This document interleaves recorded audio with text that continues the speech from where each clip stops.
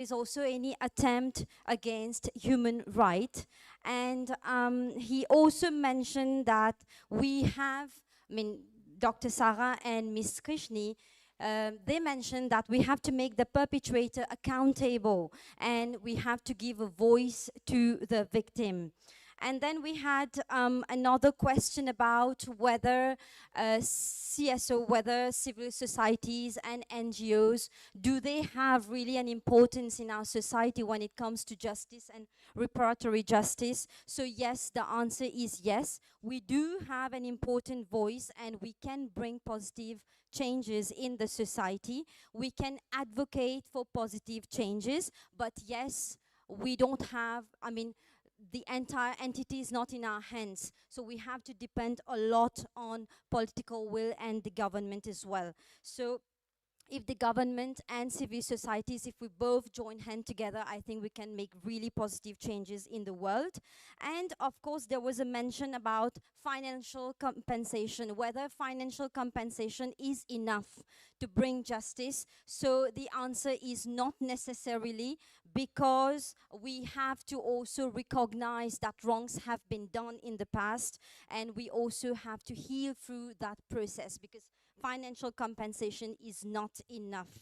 Well, that was it. And few of the challenges with regards um, um, to bringing justice to those people is, of course, many have mentioned a lack of political will. So if everyone joins hand together, I think we can do a much better things in the world. And Mr. Bosundoya mentioned something which is very important, is the need and the the will to bring technology to those people in other parts of Africa apart from Mauritius. So if technology is being brought to those people, I think much positive changes can be brought, and we won't have the need to bring justice, because those people will be quite independent, and I think they will do better things in the world. So thank you. That was for panel number 1. Thank you.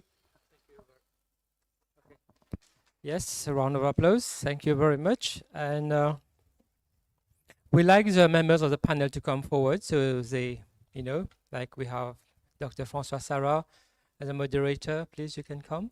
And who else was in the panel? Mr. Bosundoyal and where's Krishni?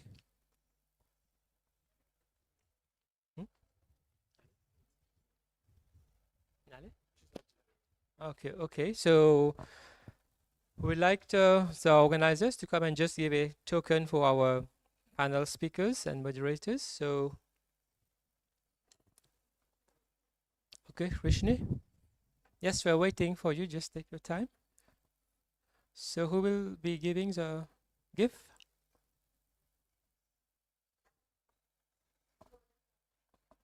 Yes, we're waiting for you. The gift part.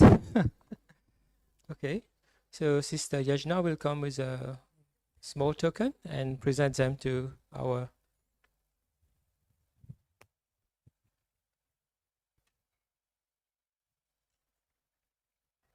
Yes, please go ahead. Yes, let me help you. No one is here to help you. Okay, just okay. Yeah, so a small token from our organization. Thank you very much. Okay.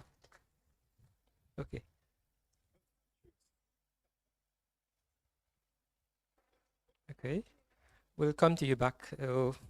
Mr. Bosundoyal, you already have the blessing, so you get this. Okay. Yeah, maybe Mr. Bosundoyal. Okay, again. Yeah. Okay, you have the blessing. Good. So thank you very much. And a round of applause to them. Thank you very much for your input. And I know it was a very interesting discussion. I would like to be there. I couldn't be there. From time to time, I just pop in and trying to get the sense. But yeah, and now invite second panel, Ms. Lakshi, to deliberate. And also like the members of the second panel to come forward so that they know you. So we have Mega, we have Dr. Maylen, we have Dr. Andata to just come forward. In our second panel, our moderator, Dr. Andata, highlighted the 4 steps of healing. The steps are, first is a confession of the pain.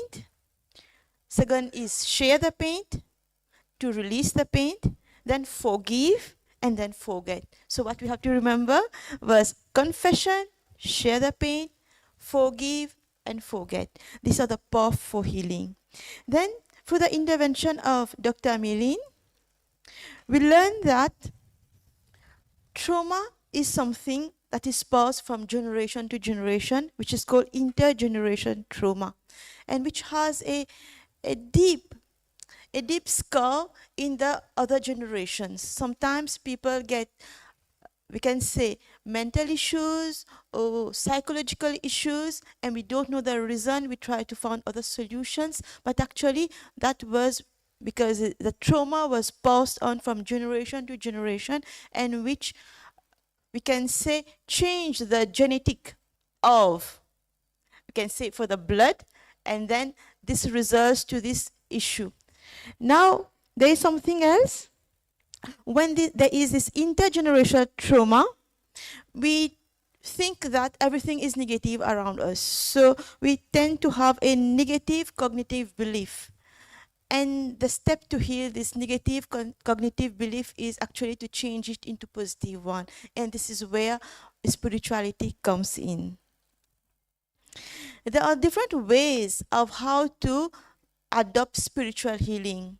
Some through traditional healers, some through, we can say, spiritual methods, but by understanding what is spirituality first. First, when we say about spiritual healing, we talk about mindfulness, we talk about health therapies, and we also talk about meditation. Then Sister Gayatri told us what is meditation actually. Actually, meditation is dwelling our thoughts into a deeper subject. Think about something deeply, and this have a healing effect in our inner and outer world. There is also something called intuition. The word intuition, that is our tutor inside. We have something called our perfect image in ourselves, which talks to us. Sometimes you have to listen, but how to listen? When we go back into the silence, reflect on ourselves, and then we can awake that intuition, that is our tutor within our perfect being. Then, our speaker, Mrs. Meghna, actually did a live demo. We can say a live practice of what is meditation through breathing and breathe out. She told us that if we want to shift our feelings, then change our rhythm of the breath. So, when someone gets angry, the breath or the rhythm of breath is faster, but if we want to calm ourselves, just calm our breath. So that was, in short, what we discussed. Thank you very much.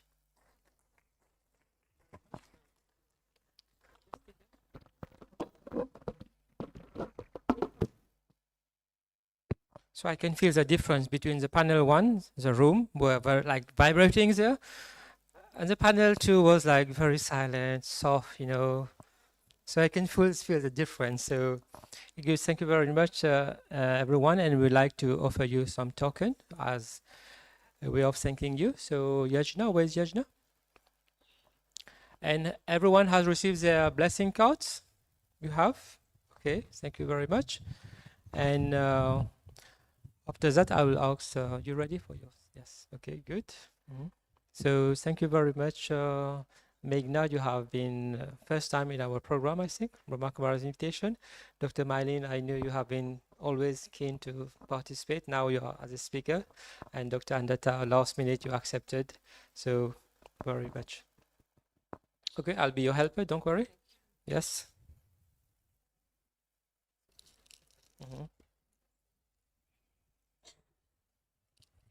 We can have some round of applause, no? Okay, yes. Okay, thank you very much. Now I invite Nitusha to come forward for the words of vote of thanks.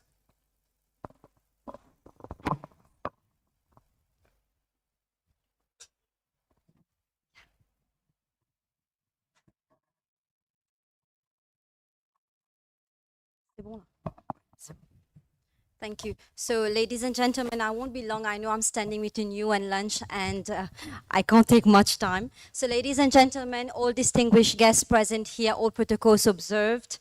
As we gather here under this banner of the Africa Day 2025, my heart is full of gratitude and also pride for what we have done today. I think we've achieved a lot, and today we did not just commemorate a date, but we reignited a flame. And a flame of justice, of truth, and of memory, a flame for our ancestors, because we've been talking a lot about that, and I think we need to do that as often as possible. Under the powerful theme, Justice for Africans and People of African Descent through Reparations, we stood not just to remember, but to reclaim and to assert that true freedom cannot exist without justice. And let me just begin by just paying a tribute to our ancestors who fought chains with courage and endured century exploitation, colonization, and displacement. And we are here today because they have endured. And we are speaking today because they have resisted. So we have to remember that. And ladies and gentlemen, I wish as the Vice President of the United Nations Association of Mauritius, I wish to thank all the organizing committee members who have organized this brilliant event and celebrating and, paying tribute for the Africa Day 2025. I wish to thank also all the members of the Brahma Kumaris World Spiritual University for your utmost dedication. You've always tried to bring peace in the society, and we really admire that. I mean, the crowd is still full here. I think we have done a great job. And also, I wish to thank all the members and the students and the management of the Africa Leadership University. I think without your support, we couldn't have made this even a resounding success. So to all those present here, to all the participants, all the members of the panels, all the moderators, and everyone, I'm sorry if I missed anyone here, our utmost gratitude goes to all of you. A big bravo to everyone present here, please. I think we deserve this. Thank you, and we shall now meet you for refreshment. A big thank you goes to Mr. Bosundoya as well, I think. Yes, okay. I'd like to personally thank Ms. Malcano for being here from the very incept of the program till here. So a big round of applause to our dear, beautiful lady here. So just a few words. Thank you all so much for joining us today. It's been a pleasure having all of these faces on campus to celebrate the continent and all of the work that we do collectively. Would like to invite you for a few refreshments. Thank you so much again, and we hope to see you all soon.